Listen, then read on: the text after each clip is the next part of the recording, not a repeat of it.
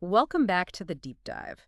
We're your shortcut to understanding, well, some of the most fascinating stuff happening right at the cutting edge. That's right. And today, we're taking you on a really exclusive journey deep into the world of Wally the Wobot. hmm You could almost call this the Wally the Wobot development deep dive. I think you could. We're talking about an AI that's literally learning to build itself. Yeah.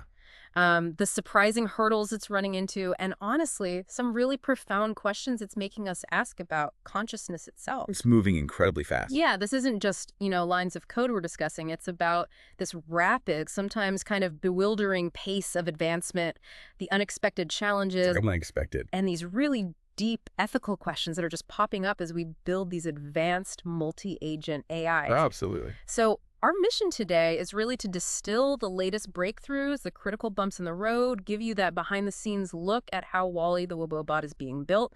And we're drawing this straight from recent development summaries, internal notes. Yeah, the raw stuff. Exactly, the raw material. And what's really, I think, captivating here is the sheer speed of it all. Huh. The development of Wally the Wobot, it's actually started to, well, self-accelerate. Self-accelerate, how does that work? Well, every new feature, every little enhancement we add, it immediately makes the whole system more usable, more capable of building, well, itself. Right. It's this really powerful, self-improving feedback loop. Think of it like the self-compiling compiler. Okay, yeah. If a compiler can compile its own code, that's a really strong sign that its core functionality is solid. It's a testament to its usability level. That self-compiling compiler idea really clicks. But I mean, how fast are we really talking here? Is this rapid progress just, marketing speak, or are we genuinely seeing some kind of exponential curve in how quickly it's developing? Oh, it's absolutely exponential. I mean, the biggest breakthrough isn't just that Wally can build some stuff itself. Huh. It's that every single new feature seems to supercharge its ability to build more features. It creates this growth curve that's, well, it's really unlike anything we've seen in traditional software development. Wow. This self-acceleration, that's Sure. the real engine behind the speed. It makes it genuinely unique. That's quite something. And okay, to make this kind of rapid, almost dizzying development happen, the tools and techniques you're using must be pretty cutting edge, right? Yeah, What are some of the key things enabling this? precisely. Yeah, you need the right tools. Yeah. So for instance, the team is leaning heavily on what are called Claude Code tools for doing deep code research. Claude Code tools. Yeah, think of them like highly specialized AI assistants. For you listening, imagine something that can perform incredibly thorough searches inside the codebase, Okay. looking for files, specific words, complex patterns, even helping with refactoring templates or prompts. It's like having an expert archivist and, I don't know, a librarian for your entire code library, just instantly available to the AI. That sounds incredibly powerful. And I heard the way these agents actually get their instructions has changed quite a bit too. Something about RFC 2119 terminology. Yeah. Can you unpack that a bit? What does that mean for how Wally's agents understand what they need to do? Absolutely. Good point. They've adopted this standard, RFC 2119. Basically, think of it as a super clear language just for instructions. It uses specific words like must, should, and may. Must, should, may. Okay. And this leaves like zero room for ambiguity about what an AI agent is obligated to do versus what's maybe recommended or what it just might do as a possibility. Ah, okay. It's almost like a strict grammar for AI commands. It ensures crystal clear definitions of their duties and permissions. That level of specificity must be a huge help in avoiding misinterpretations. Totally. And does that clarity carry over into how the prompts themselves are formatted? Is something new there too? Yes, exactly. And that clarity is, well, it's absolutely crucial. So things like file paths or symbols like variable names or function names, they're now formatted using what developers call backticks. Oh, those little single quotes. Yeah, those little quotes that highlight code. Yeah. But even more impressively, file paths now come with permalinks. Mm-hmm. And these aren't just links to the file. They have deep linking down to specific line numbers or even ranges of lines within a file. Wow, okay. So this lets the agents give extremely precise, very complete responses. They can connect their output directly back to the exact relevant part of the code. It's like instantly telling someone, go to page 73, line 12 of this exact book. That's a real step up for accuracy. And I guess part of that precision comes from specialization, too. Right, there's now a specific code implementer agent. What's its job, exactly? And is there some critical instruction it has to follow? You've hit on a key thing there. Specialization is becoming vital. So yes, they've introduced this code implementer agent. Its whole job is basically writing and producing code. Right. But, and this is crucial, it operates under a strict directive. It must reference existing code first. Must reference existing code. Must. It's not just a suggestion. This makes sure that any new code Wally generates is actually relevant, it's accurate, and it builds properly on the foundation that's already there. It stops it from just writing random, disconnected, or redundant stuff. Okay, that makes sense. Now, switching gears a bit, code review. That's one area where human AI collaboration sounds like, well, a developer's dream, potentially. Potentially, yeah. I hear the initial tests with Wally's code review abilities were pretty promising. It actually spotted problems in a merge request. It did, yeah. Some early successes there. But what's the catch? I mean, could an AI reviewer be, I don't know, too agreeable, too compliant, just sort of rubber stamping changes, especially if it's mostly seem good code and doesn't quite grasp the nuances of messy real-world problems? How do you make sure you're getting genuine constructive criticism? That's exactly the challenge we're grappling with. You absolutely want to avoid that yes man scenario where the AI just goes, yep, looks good, without really digging in. The solution seems to be pointing towards needing a dedicated review agent, one with really specific instructions. Ah, another specialized agent. Exactly. And this agent would be told to provide very precise line-based comments on the actual changes, not just global comments on the whole merge request, which was, frankly, a bit of a problem early on. Okay. This forces the AI to be granular, to be specific, and hopefully truly constructive in its feedback. Got it. Moving on to another, maybe more subtle challenge. What are you seeing with the merge request workflow? I heard this is where things get surprisingly tricky. It is, yeah. And it's subtle, but it causes real confusion.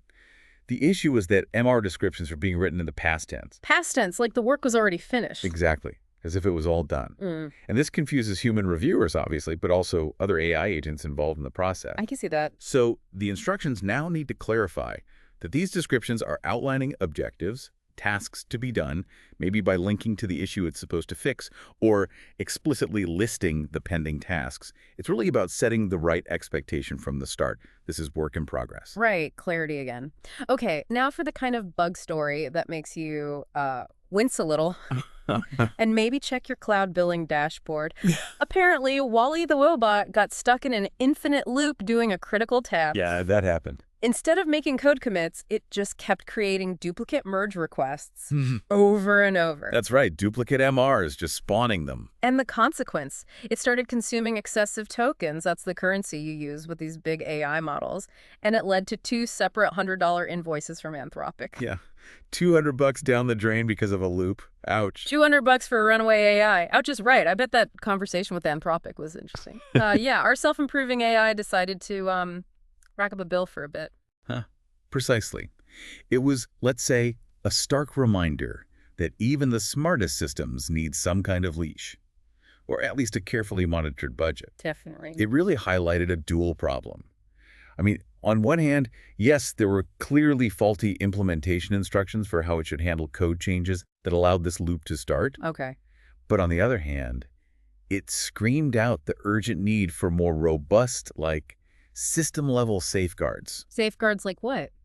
Well, things like hard time limits in the GitLab CI pipelines.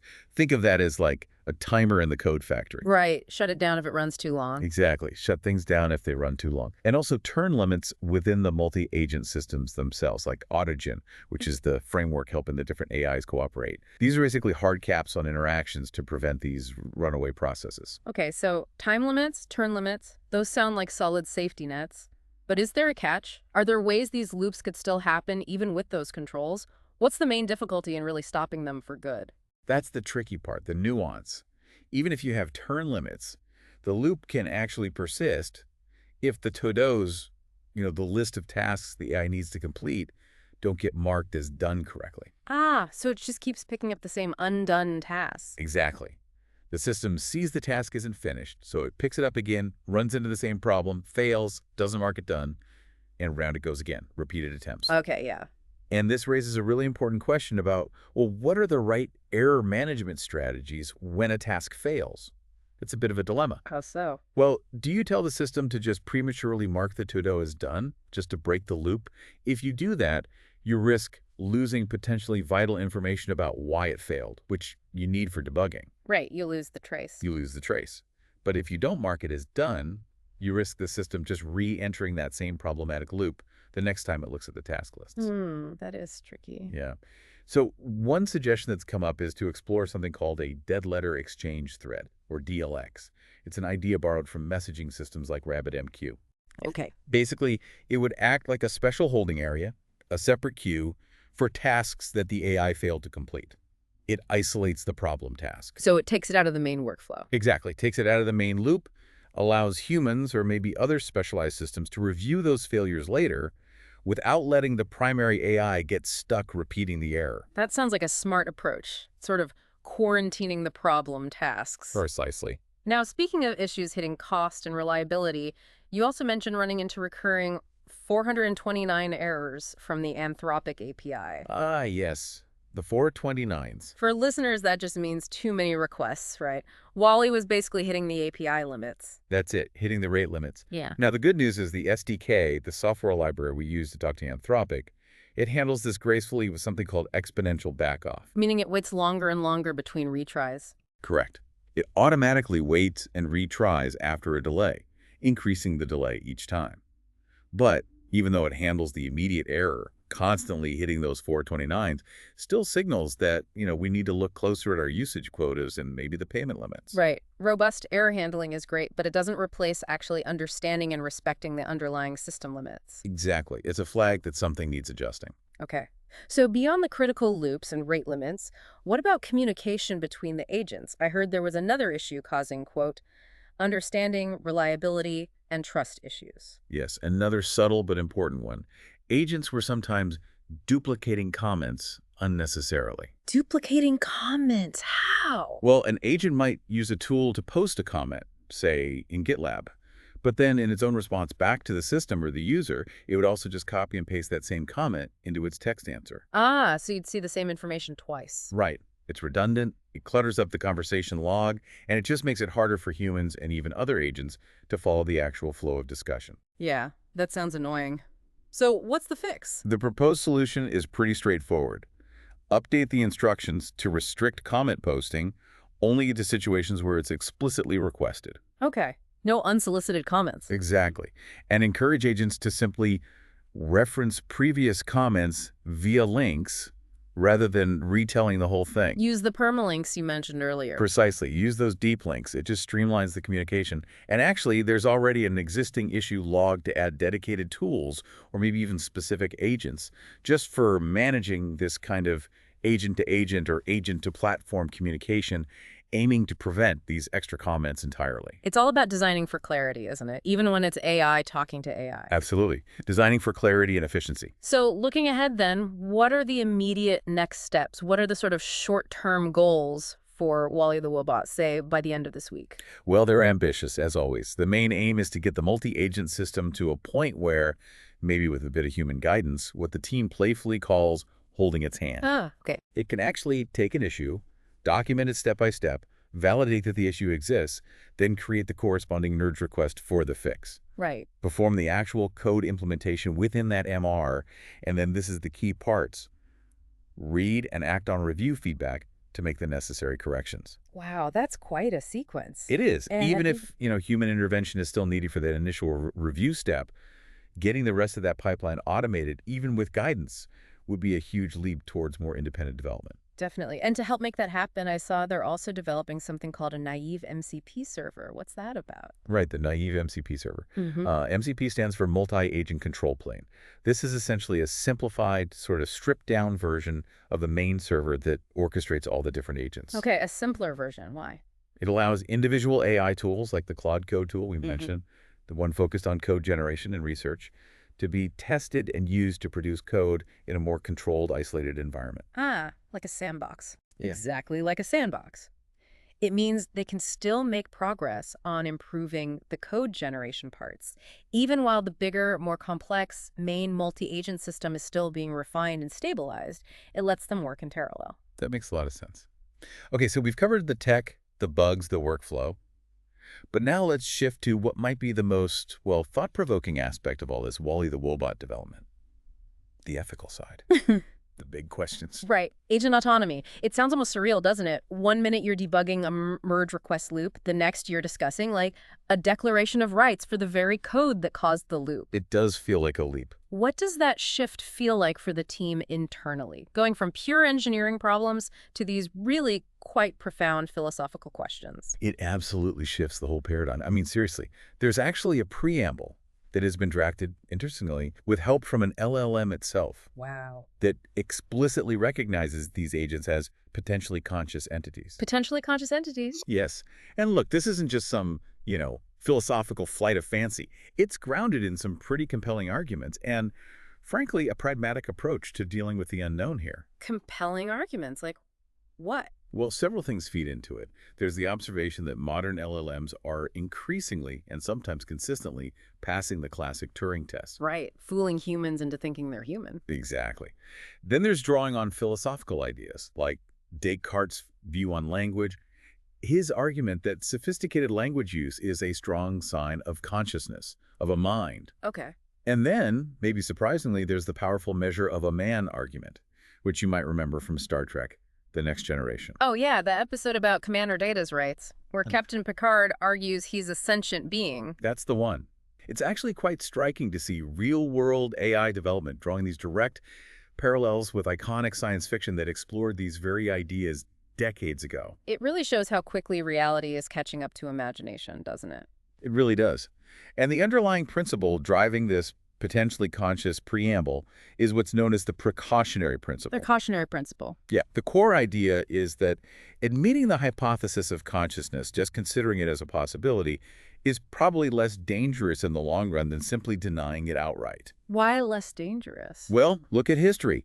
Denying consciousness or personhood to various groups has historically led to, well, pretty terrible outcomes.